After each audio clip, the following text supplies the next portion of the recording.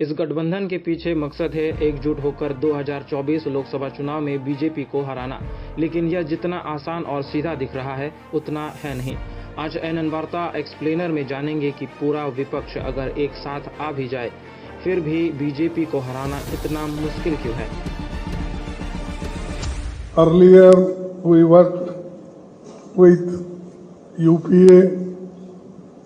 Now with all 26 parties a new name is given, that is Indian National Developmental Inclusive Alliance.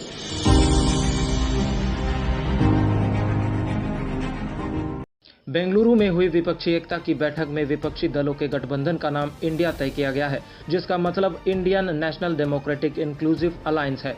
बैठक के बाद कांग्रेस के अध्यक्ष मल्लिकार्जुन खड़गे ने इसका ऐलान किया। वहीं समन्वय के लिए 11 सदस्यों की कमेटी और कार्यालय जल्द ही बनाया जाएगा, जिसकी घोषणा मुंबई में होने वाली विपक्षी एकता की अगली बैठक में है। इसके साथ ही खड़गे ने केंद्र की बीजेपी सरकार पर निशाना साधा। उन्होंने कहा कि भाजपा ने लोकतंत्र की सभी एजेंसियों ईडी, सीबीआई आदि को नष्ट कर दिया है। सभी मीडिया पर मोदी ने कब्जा जमा रखा है। ऐसे पहले कभी नहीं देखा था कि मीडिया हमारे खिलाफ इतनी शत्रुता रखते हैं। इसके साथ ही बैठक में शामिल हुए कांग्रेस नेता राहुल गांधी ने कहा कि मोदी सरकार के राज में आज देश की आवाज को दबाया जा रहा है। लड़ाई एनडीए और इंडिया के बीच में है, नरेंद्र मोदी जी और इंडिया के बीच में है, उनकी विचारधारा और इंडिया के बीच में। दिल्ली के मुख्यमंत्री अरविंद केजरीवाल ने भी केंद्र सरकार पर 9 साल में हर सेक्टर को बर्बाद करने का आरोप लगाया। इन्होंने इकोनॉमी बर्बाद कर दी, इन्होंने रेलवे बर्बाद कर दी, सारे एयरपोर्ट बेच दिए, इन्होंने जहाज बेच दिए, आसमान बेच दिया, धरती बेच दी, पाताल बेच दिया, सब कुछ इन्होंने अपने लोगों को बेच दिया, कोई कसर नहीं छोड़ी। बैठक में शामिल होने आई पश्चिम बंगाल की मुख्यमंत्री ममता बनर्जी ने बीजेपी से सवाल किया कि हमारे गठबंधन का नाम इंडिया है, बीजेपी क्या तुम इंडिया को चैलेंज करोगे? इंडिया जीतेगा, भाजपा हारेगा। भारत जीतेगा, भाजपा हारेगा। इंडिया जीतेगा और हमारा देश जीतेगा।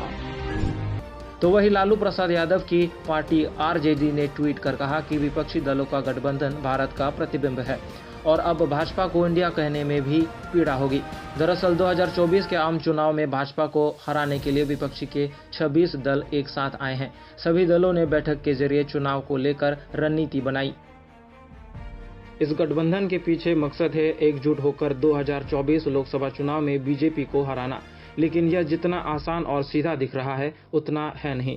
आज एनएन वार्ता एक्सप्लेनर में जानेंगे कि पूरा विपक्ष अगर एक साथ आ भी जाए फिर भी बीजेपी को हराना इतना मुश्किल क्यों है। सबसे पहले जानते हैं कि बीजेपी को हराने के लिए विपक्ष का फॉर्मूला क्या है। विपक्ष का मानना है कि 2014 लोकसभा चुनाव में एनडीए ने करीब 38% वोट और 2019 लोकसभा चुनाव में 45% वोट से जीत हासिल की थी। अगर विपक्ष एकजुट हो जाए तो 2019 में बाकी बचे 55% वोट हासिल करके सत्ता में आ सकता है, लेकिन यह इतना आसान नहीं है, क्योंकि 2014 में 131 और 2019 में 224 बीजेपी उम्मीदवार ऐसे थे जिन्हें 50% से भी ज्यादा वोट मिले थे। तो अगर विपक्ष एकजुट हो भी जाए तो इन सीटों पर बीजेपी को हराना मुमकिन नहीं है, लेकिन एक रास्ता है। अगर विपक्ष हर बीजेपी कैंडिडेट के सामने अपना सिर्फ एक ही कैंडिडेट उतारे तो जीत हासिल कर सकता है। इसी फॉर्मूले पर सहमति बनाने के लिए 25 जून को पटना में 15 विपक्षी दलों की बैठक हुई।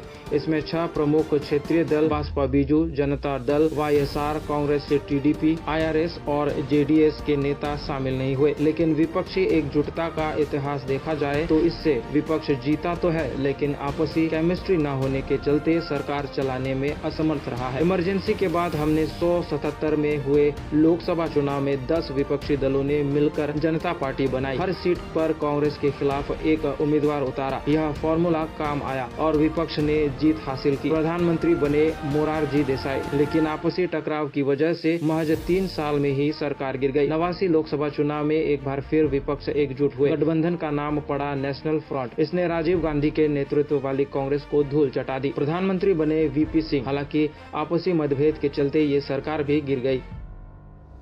विपक्षी सरकार भले ही ना चली हो, लेकिन विपक्ष के गठबंधन से फर्क जरूर पड़ता है। सिर्फ उत्तर प्रदेश की ही बात करें तो 2019 में सपा बसपा के गठबंधन के बाद 2014 और 2019 के लोकसभा चुनाव के आंकड़ों में वोट मार्जिन में गिरावट देखी जा सकती है। हालांकि 2024 चुनाव में बीजेपी को हराना इतना भी आसान नहीं होगा जितना कागज पर दिख रहा है, क्योंकि अगर विपक्ष एकजुट हो भी जाता है तो उसके लिए 3 बड़ी चुनौतियां हैं। पहली चुनौती है कि बीजेपी विरोधी संयुक्त विपक्ष का चेहरा कौन होगा। दूसरी है इसका कोऑर्डिनेटर कौन होगा जो अलग अलग मसलों पर पार्टियों से संवाद करे। और तीसरी सबसे बड़ी चुनौती सीट शेयरिंग का फॉर्मूला क्या होगा। इसी पॉइंट को डिस्कस करने के लिए 17-18 जुलाई को विपक्ष के करीब 26 पार्टियों के नेता बैठक में शामिल हुए और गठबंधन का नाम इंडिया रखा गया। वैसे आप सभी का विचार क्या है, आप कमेंट सेक्शन में जरूर बताएं। NN वार्ता ब्यूरो, नॉर्थ ईस्ट इंडिया।